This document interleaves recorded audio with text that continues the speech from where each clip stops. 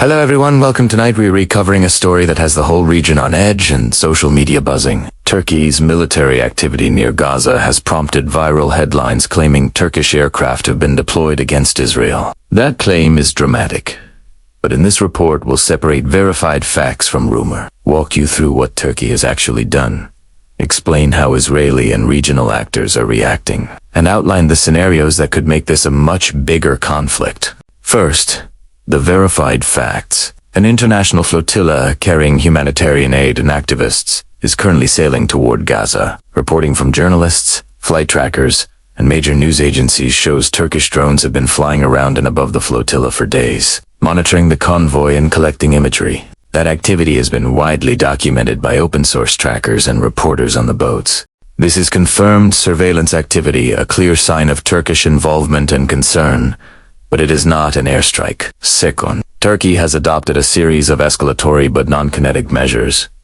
In recent weeks, Ankara announced restrictions on trade and movement with Israel, including closing certain maritime and air corridors to Israeli traffic. Those economic and diplomatic measures are intended to punish and deter, and they mark a hardening of Turkey's posture. While they increase pressure, they remain distinct from direct military strikes. Third, we must situate this inside a much larger pattern of regional violence. The Middle East has seen drones launched from Yemen, allegedly by Houthi forces, strike inside Israel, injuring civilians in cities like Eilat. Israel has responded with strikes on Houthi positions and targets in other countries, including Yemen. That tit-for-tat dynamic has raised alert levels across the region and increased the risk of spill. In other words, multiple actors are already striking or preparing to strike, which makes any new movement, even surveillance drones, much more dangerous to interpret. Fourth, what does Turkey want? Analysts say Turkey is balancing multiple objectives,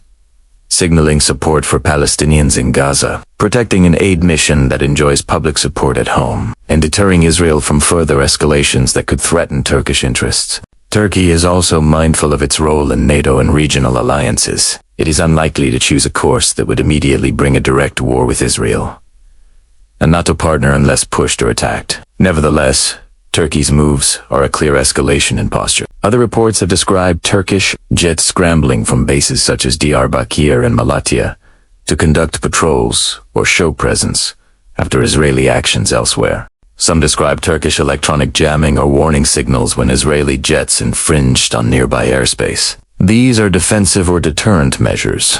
They are not verified offensive strikes against Israel. Still, such moves are dangerous because they change the risk calculus in the skies above Syria, the Eastern Mediterranean, and around Gaza. So what are the possible scenarios from here? One possibility is de-escalation through diplomacy. If third parties mediate tensions, the flotilla could be rerouted or escorted to a safe transfer point, and both leaders could publicly step back. This is the best, but not guaranteed outcome. Another possibility is limited military incidents, interceptions, jamming, or accidental strikes in nearby airspace. These incidents could remain contained, but they risk miscalculation. The third possibility is a wider regional war. If Turkey or Israel conduct major offensive strikes against each other, or if proxies exploit the situation, the conflict could widen, given Turkey's military capabilities and NATO membership. Such an outcome would be extremely dangerous and would draw major international attention. What should viewers watch for in the next 48 to 72 hours? Credible indications of escalation include confirmed reports of Turkish jets or missiles striking Israeli territory, public military orders from either side, naval interdictions of the flotilla, or NATO statements assessing risk. Casual social posts or unverified videos can be misleading.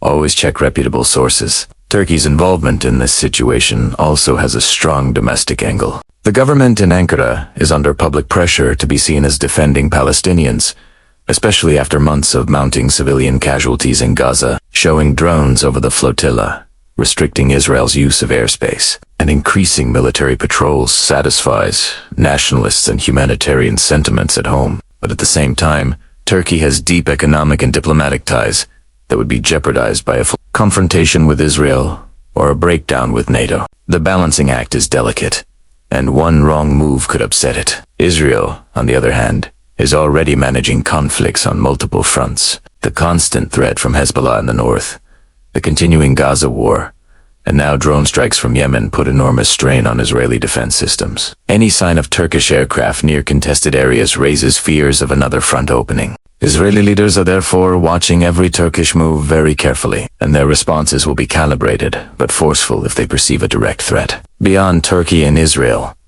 the global picture matters too. The United States, Russia, and European states all have stakes in this situation. Washington is trying to prevent NATO allies from sliding toward conflict with each other, while Russia benefits from instability that distracts the West.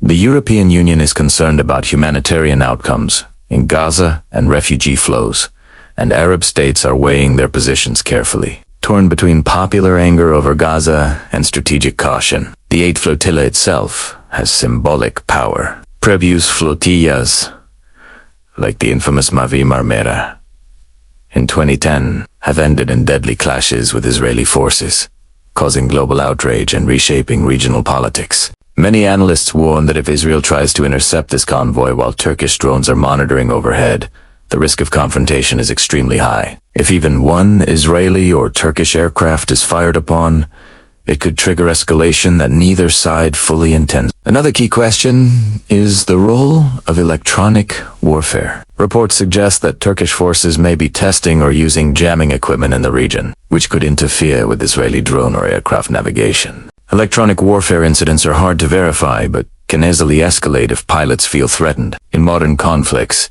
sometimes the invisible battles, signals, radar locks, and electronic jamming are as dangerous as visible firepower. Economically, Turkey has already suspended some trade flows with Israel, and further sanctions are possible. Israel relies on regional trade and transit routes. Turkey cutting off access adds pressure. Such economic warfare can weaken ties over time, making military confrontation more likely if diplomacy fails. Many viewers may ask, is war inevitable? The honest answer is no, not inevitable, but the risk is real and growing. Both Turkey and Israel know the cost of direct confrontation would be enormous. NATO involvement, global markets, and domestic instability would all be at stake.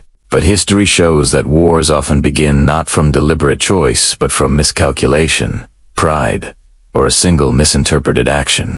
In summary, the viral headline claiming Turkish aircraft have been deployed against Israel paints a picture of outright war. The reality is more complex. Drones, monitoring and aid flotilla, sanctions, patrols, and heightened rhetoric.